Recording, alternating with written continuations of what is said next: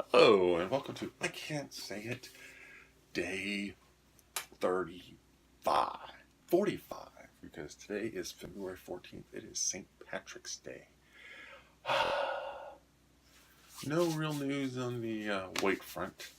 Ate a little later today than usual because my son had rugby practice, and I took him to rugby practice. So, excuse me, I apologize for the yawn there without the covering of the mouth.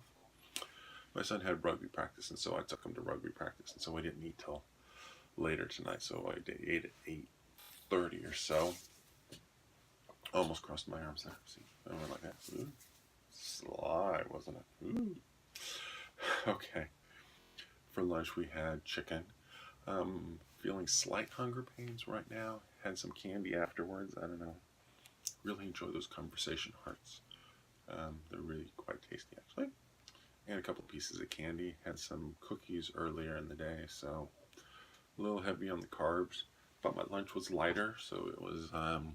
We ate at a Thai restaurant called Beyond Thai, and I had crispy chicken with broccoli, mushrooms, almonds, and carrots. It was actually really quite good. My wife's was a little too spicy, so she said mild, but there were little still flakes of red pepper in there, and so it was spicier than she wanted it to be, which is a little unfortunate. Anyhow, so today's Wednesday. We've got one Thursday, then weigh in on Friday, and a 3-day weekend because of President's Day.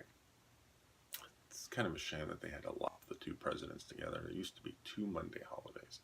Lincoln's birthday, the second Monday of February, and then Washington's birthday was celebrated on the third Wednesday in February. So at some point they combined the two. I don't recall when it happened, but it happened, and so now we just get the one holiday in February. Really a shame, actually. So now we get to celebrate all of the presidents.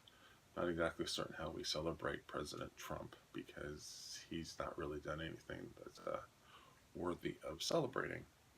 Not in my mind, anyway. The tax cut may be helpful for some people momentarily, but ultimately the big winners are the corporations.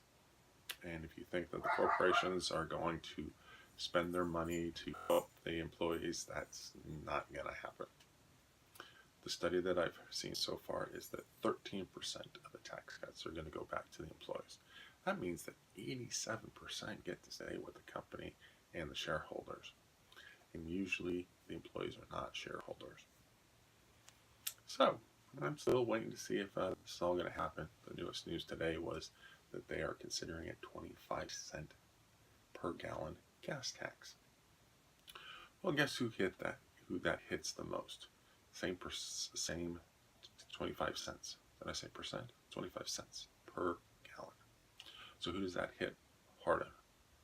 The poor people who are making less money. 25 cents to somebody who's making more doesn't bother them as much. To somebody who makes less, it's going to hit them more. Give them a tax cut, raise their taxes. That really does not make any sense. And all to pay for the infrastructure plan. Dude, you should have been thinking about this from the very beginning. Paying for the infrastructure plan, then going for taxes, then, you got to figure out how this is all going to tie together. Right now, you can tell they do not care about how they're spending their money. And that's the biggest problem.